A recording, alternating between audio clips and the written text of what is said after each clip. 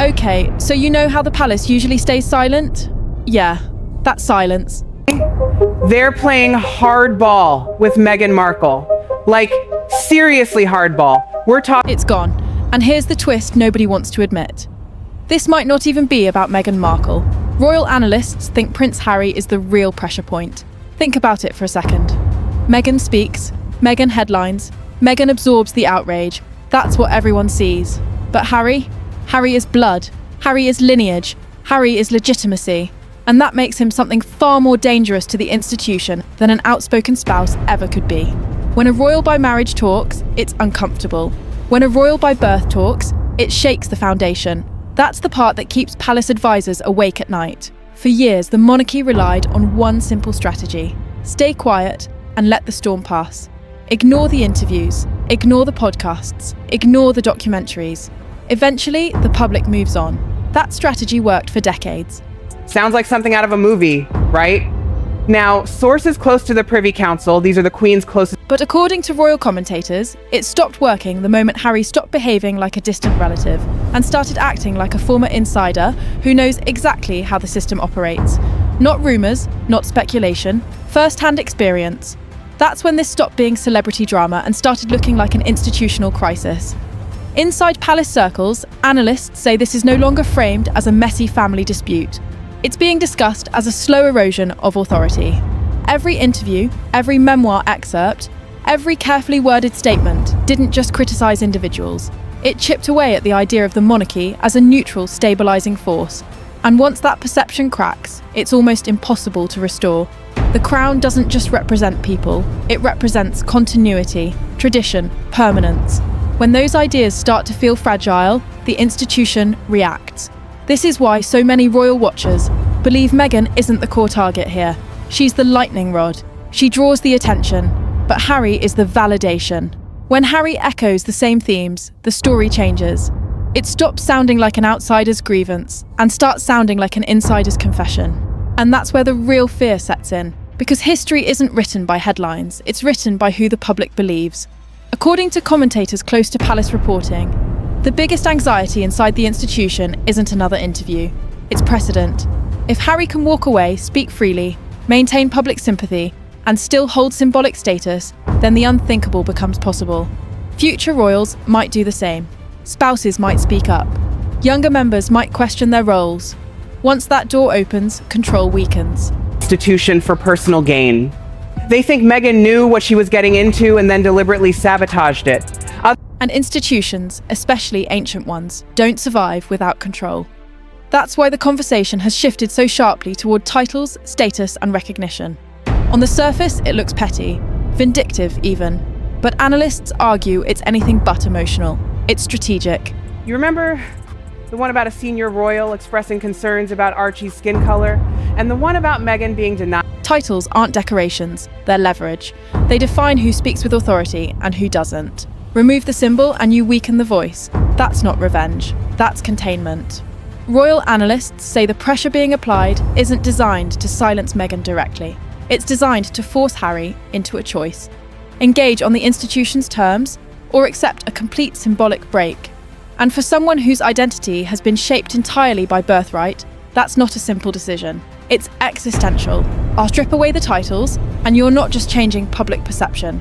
You're rewriting someone's place in history. From the palace's perspective, silence became dangerous. Every unanswered claim hardened into accepted truth. Every pause was interpreted as guilt or weakness. Advisors reportedly began to believe that doing nothing was no longer neutral. It was corrosive, so the strategy evolved. Not toward public confrontation, but toward quiet, controlled pressure. No shouting, no emotional statements. The monarchy's stability is crucial to the country's governance and global standing.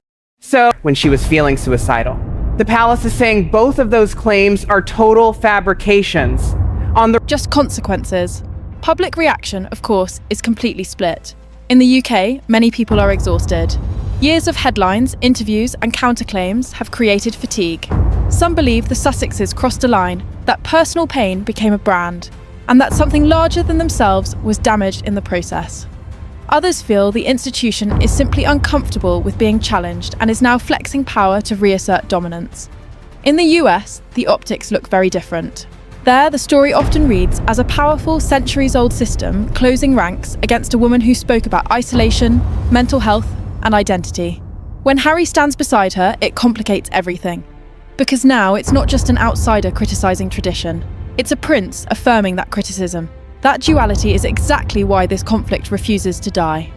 Royal commentators say what we're witnessing now is not escalation in volume, but escalation in intent. This feels colder, more calculated, less emotional. The institution isn't trying to win an argument, it's trying to end one.